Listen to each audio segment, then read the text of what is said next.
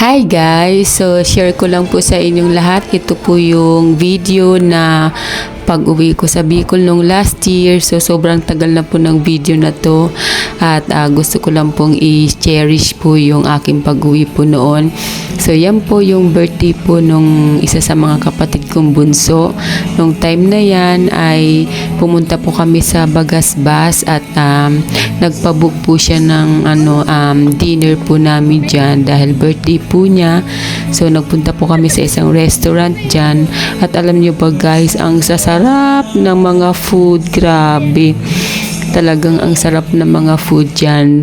So, ayan yung aking kapatid na may birthday. Ayan siya. Sobrang bait po niyan. At napaka-generous. So, ayan. Nag-picture taking na po kami dyan. At ayan, siya yung birthday girl namin dyan. At ayan, nag-request po ako sa banda po na kantahan namin siya ng birthday song kasi ayaw po niya. Sobrang mahiyain po niya. Pero ayan, nag-request po ako na awitan po siya for the first time. Sabi niya, hala ate, sabi niya, ba't ka naman nag-request na kantahan pa ako? So ayan po, pero ang saya-saya po niyan.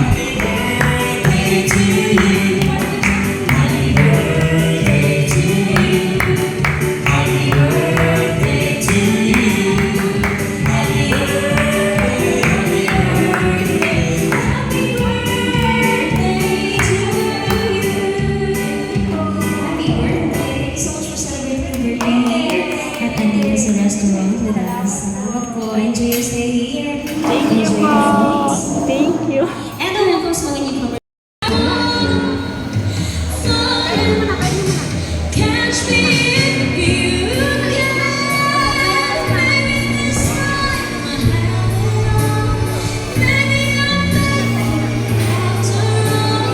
Maybe this time I won't fall.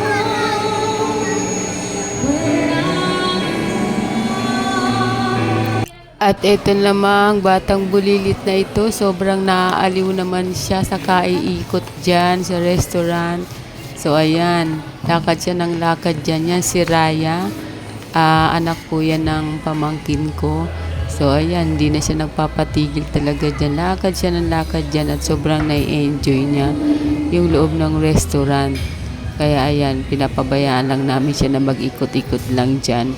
Kaya lang medyo nag-aalala kami kasi pumupunta siya doon sa may mga naka-display na bote. Kaya ayan, tinawag na siya ng mama niya. Happy birthday to you, happy birthday to you, happy birthday, happy birthday. Happy birthday to you.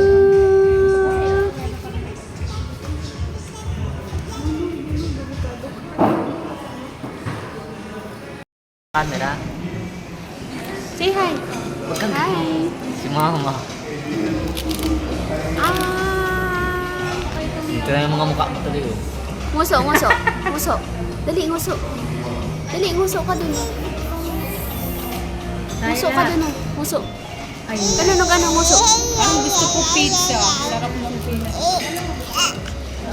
At pagkatapos nga namin kumain sa restaurant, ayan, dahil katabi po namin yung dagat, yan, naglakad-lakad po ako niyan dahil namiss ko po talagang pumunta ng dagat at ang layo ko po sa Bicol. So, bago ako bumalik ng Nueva Ecija, talagang sinulit ko po talaga yung mga pagkakataon na ma-enjoy ko po yung Bagasbas Beach.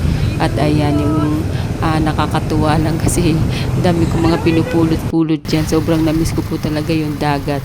So, that's it for today's video guys. Salamat sa panonood. God bless po.